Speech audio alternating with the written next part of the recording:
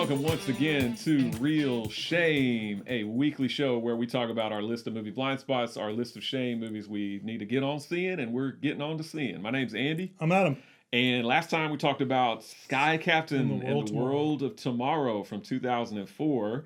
Adam wanted to pair that with The Rocketeer. I did. This time. So you could tell us a little bit about the old Rocketeer. Before I forget what's on top of my mind, Joe Johnston didn't direct Lost World. That was Steven Spielberg. Steven Spielberg directed Jurassic Park and The Lost World. It's the only sequel he ever directed as of this recording. Joe Johnston directed the third movie, Jurassic Park 3. Which, how do you feel about Jurassic Park 3? Do you like that? I think it's not great. It's not as bad as... I'm sorry, I actually don't think it's that bad. It's not as bad as Lost World, but I don't think it's very good. It's not as... nothing really holds a candle to the first Jurassic Park. No. So absolutely. Spielberg knocked it out of the park with that one. So with that, we're going to talk about The Rocketeer. What are you doing? Doesn't look like I'm doing it. Come on, give me a hand. No, Cliff, no. For God's sakes, we haven't tested enough. Look what you did to Lucky Lindy. Cut it out. Cut it out. I'm scared enough as it is. Okay, listen. I reworked the throttle, so just squeeze her like a gas pedal. And if you want to stop, mash down hard and then let go. Okay. Anything else? Yeah. A little luck.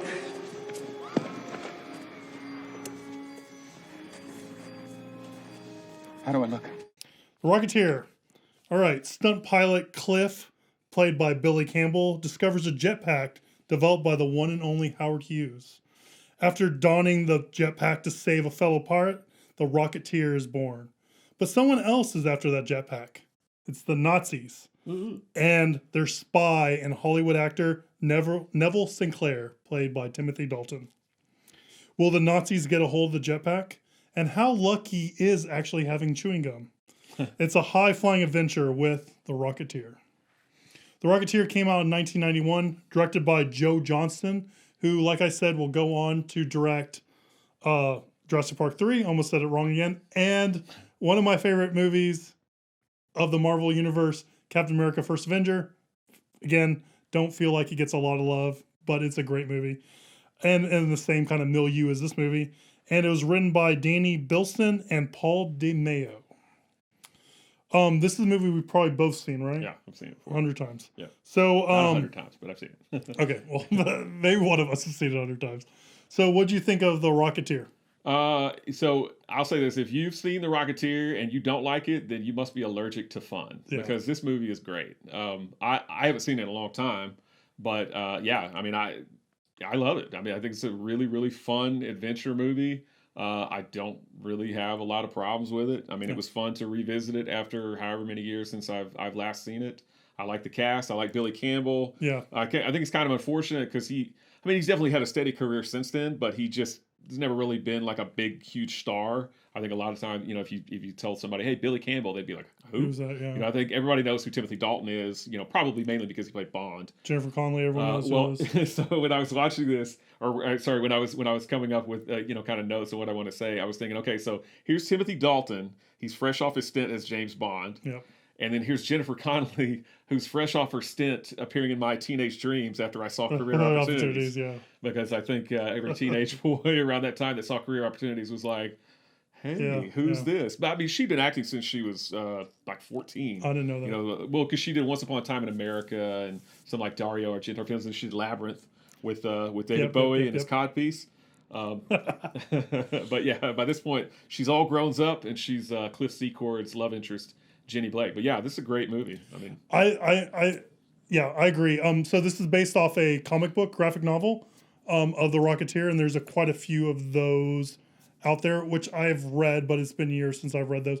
But I'm with you. I think this movie is a lot of fun. You have the hero's journey going on. It's like very much like that we see common with superhero movies, where you have a guy kind of growing into being the hero that was always meant to be. He was destined to be and stuff like that.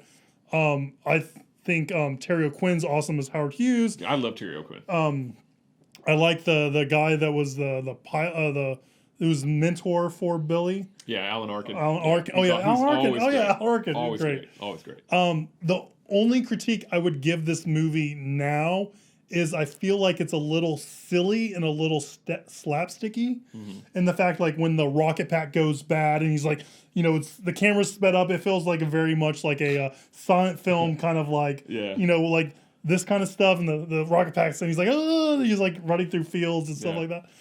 A little too slapsticky, but I mean, this movie is awesome. I watched this movie before Captain America First Avenger came out to get excited for Captain America First Avenger, and I just, it's another one of those movies that is just made for me. Like, this is the kind of movie I love, so it just ticks all those boxes for me and stuff. Yeah, I like you know, the era of so Sky Captain of the World Tomorrow. We didn't mention this, I don't think, but it takes place in 1939. This movie takes place 1 year prior to that, 1938. But I like that old Hollywood look, and I love the Bulldog Cafe. Like, I would go eat at the Bulldog Cafe for sure. Which the Bulldog Cafe is run by Margot Martindale in one of her earliest esteemed character actress Margot Martindale, and you'll get that if you're a BoJack Horseman fan, because she's in that show, or at least her animated self, and they always call her that. But they mention movie stars of the era, actual movie stars of the era. Obviously, Neville Sinclair is a fake made up movie star. But he's modeled after like Errol Flynn. Exactly, which is cool because we just watched the Seahawk and whatnot.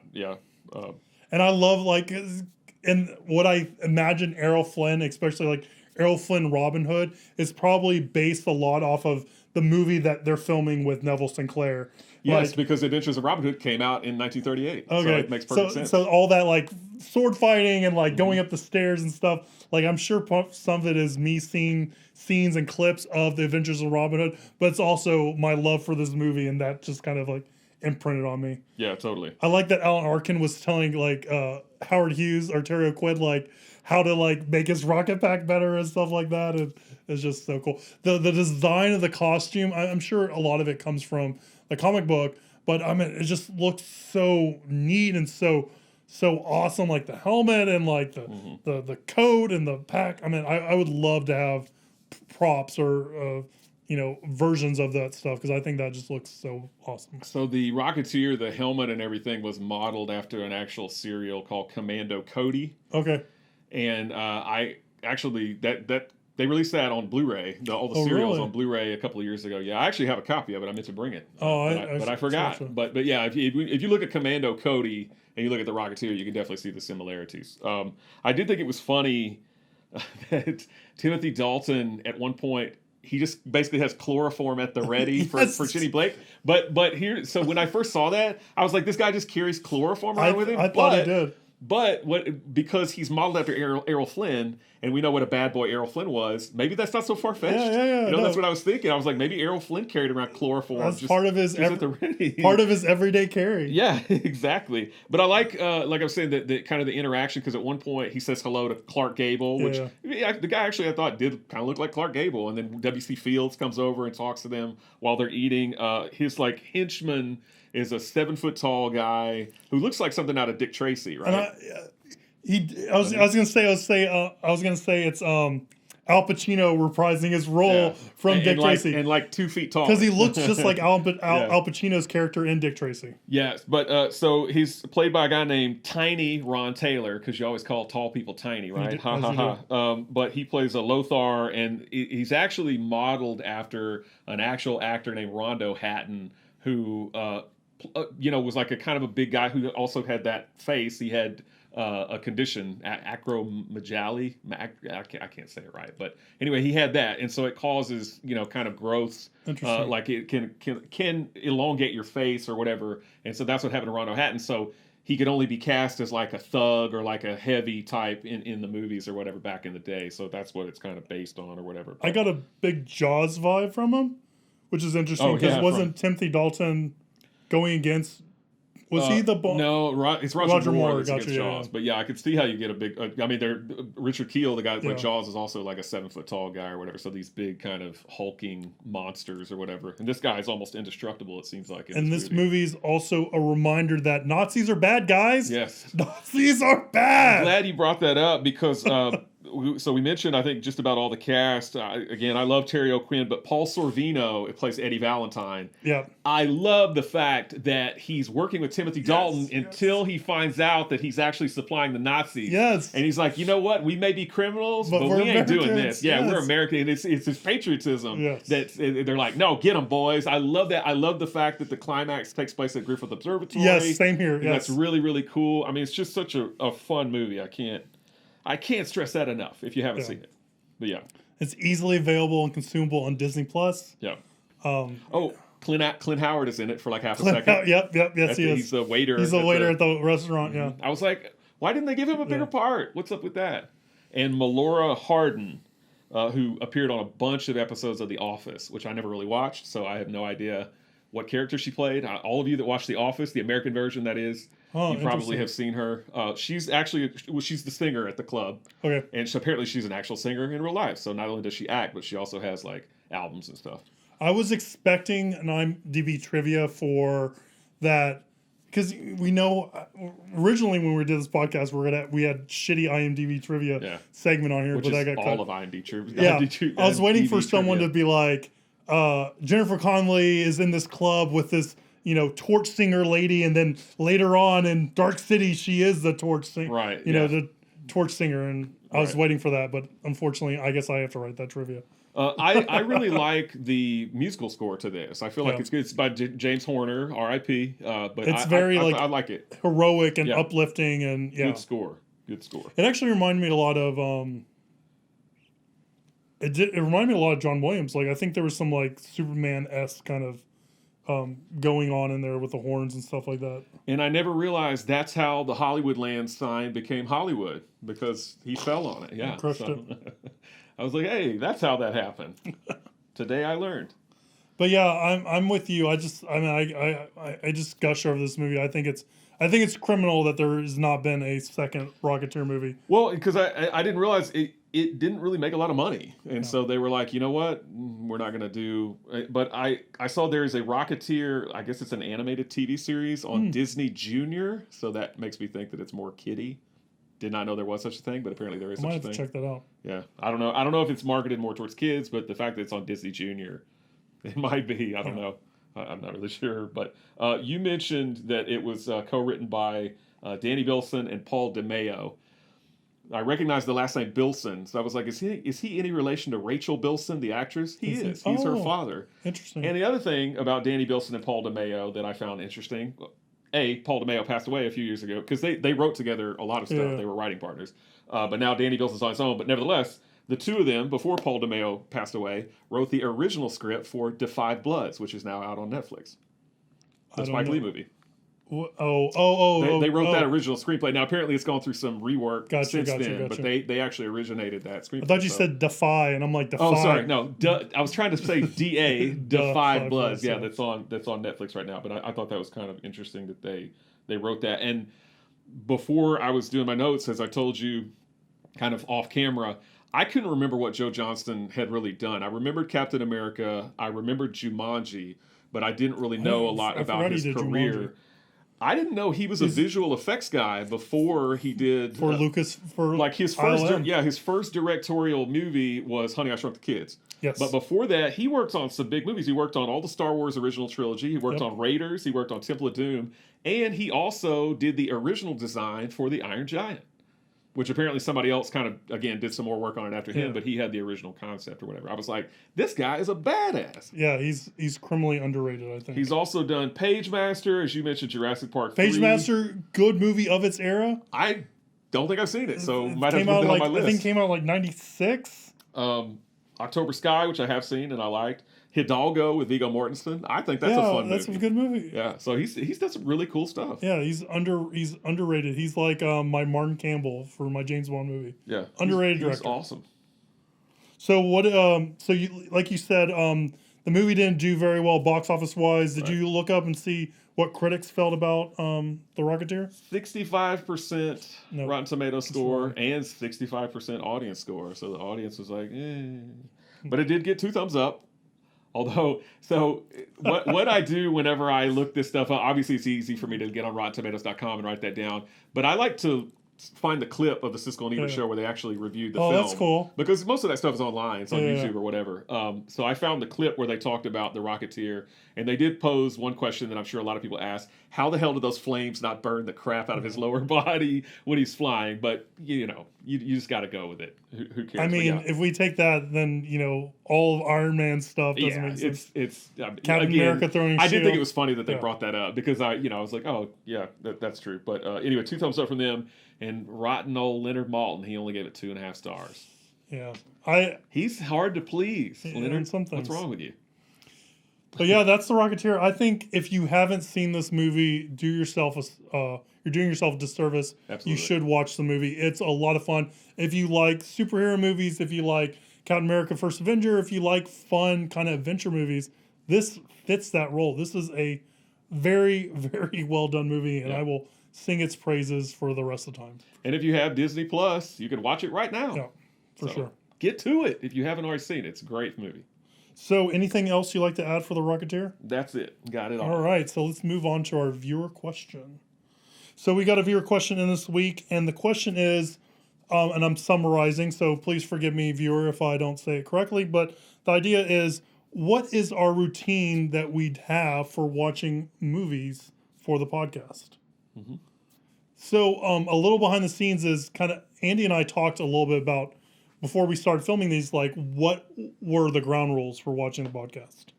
So some of the ground rules were, no distractions. So, you don't have your cell phone out, you're not checking social media and all that kind of stuff. Don't pause the movie and all that kind of stuff. Limit restroom breaks and stuff. Unless you have to. I mean, you got to go to the bathroom, you got to go. So, that being said, Andy, what's your kind of routine? Well, and another rule is you can't be like drunk or something like that because obviously you're gonna have a far different. I like to drink beer, but I watch all these movies without having any cocktails or anything like that because I don't want to be altered. My mind to be altered in any way.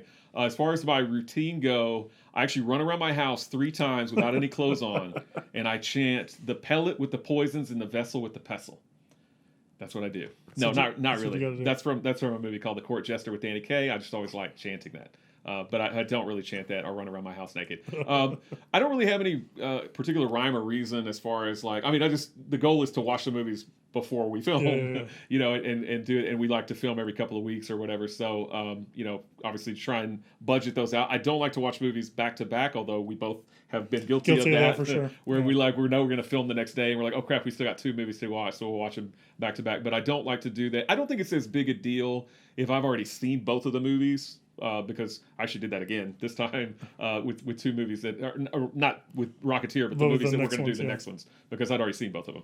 But yeah, I don't really like to do that. I don't prefer that because I like to give it some space to breathe. But like you said, I put my phone down, but I do that anyway. Like I tend to take watching movies more seriously than a lot of people do. I definitely know people that are on their phone the entire time they're watching a movie. So in my opinion, they're not really watching a movie at all. They just have a movie on while they're playing on their phone. And I put mine down, and I mean, I might get texts and stuff during the movie, but I try as hard as I can not to check that stuff. I'm not going to lie. Sometimes I'll be like, well, it might be my dad or something, so I'll look and see. But if it's nothing important, I'll just quickly throw the phone back down and continue to watch. Like you said, I mean, I try not to interrupt the movie, but sometimes life gets in the way. Yeah. Sometimes your bowels get in the way or whatever.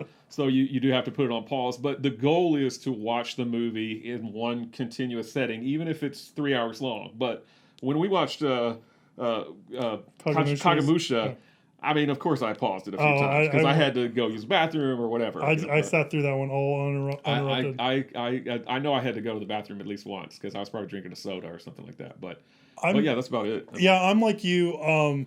For me, there's like different levels of movies. So like if it's a movie I've seen a lot of times or movies I'm not interested in, I'll check my phone periodically throughout the movie. I agree with that. But none that. of these movies, like you said, we kind of set ground rules. So I try to recreate the movie theater experience the best I can. Ideally, I'd like to watch it in the living room, but I live with my wife, so that's not always in the cards. And sometimes I'll just watch it on my iPad in bed because it's better screen than the TV in the bedroom. So I'll do that with it. I try to watch the movies as close to when we film because I don't have the best memory. So I want them kind of fresh in my mind for when we film, because I'd hate to misremember something or get something wrong. I mean, we obviously make mistakes because we're human, but I try to have that as close to mind as I can. So I do kind of cheat my watching of the movies a little bit more towards when we're going to film. Yeah. So I can just make sure they're, as fresh as I possibly can be. Yeah. But I'm like you, I try not to do them back to back. Sometimes life happens and it's really difficult to do, or, it's just hard to kind of schedule them. And just try to give them every movie the same kind of benefit of doubt and try to be as open to them as I can. It didn't work for me with The Graduate, but, some movies it does, just trying to be open and stuff and try to take them as they are, I guess. That's a good point. I'm glad you brought that up, because I think I've mentioned this before. I never want to sit down and watch a movie having already made up my mind about it. Like, I want to be open to everything. Even if, let's say there's a movie on my list that I'm dreading seeing, or I'm like, I've never really had much of an interest in seeing, but it's a popular movie, and so I want to see it. I want to give it the benefit of the doubt. I want to give it every fair shake. So I feel like if I'm in the mood where I'm like in a foul mood or something like that, then I just want to put off watching it and watch it when I'm in a better mood or something like that, because I want to be, again, it's impossible to be entirely objective when you watch a film. I'm sorry, that's just the way it is. And people that tell you that it is entirely possible are wrong because you bring your own subjectivity to it. I mean, you like the things that you like, your ideals, your beliefs, whatever. I think they play into that no matter what even if it's just a small way. I think they definitely will play into the way that you respond to movies, and that's good. That's what makes us unique and human, and we have different reactions or whatever. But I want to sit down. I want to give the movie a fair chance. And if I hate it, I hate it. And if I love it, I love it. But I don't want it to be because I had already decided I was going to hate it or decided that I was going to love it or whatever. And I also agree with you, outside of watching movies for the podcast, if I'm watching a movie like Blood Fist, which I mentioned last, I'm going to be playing on my phone a little bit more than I would. I would not be doing that when we're watching The Rocketeer or something that we're doing for the show. But yeah, so a crap movie like that, it's not going to kill me if I'm not paying attention to, but I mean, I'm not doing this either. I'm not glued to my phone the whole time, but I'm more lenient with looking at my phone or looking at my tablet when I'm watching a piece of crap like Blood Fist. Because there's some movies you just watch for fun. And you don't care. Like you say, you've seen them a lot or whatever, right? I agree. Yeah, for sure. All right. Well, hopefully that answers your question. If you have any special rituals you have for watching movies, shoot us an email, leave us a comment below. Yeah. Sometimes you just want to meditate for an hour before you watch a 4-hour movie. Wax on, wax off. Shoot us an email, realshame@gmail.com. If you have a question you'd like us to answer on air, shoot us an email, realshame@gmail.com. All that good stuff. Follow us on Instagram @realshame. Like, subscribe, tell your friends, because that actually does really help. And we'll see you next time as we pull another movie from our list of shame. And we'll see you open up that box of shame and pull one out. Close it. Pandora's box of shame. And we'll see you next time, guys. Bye.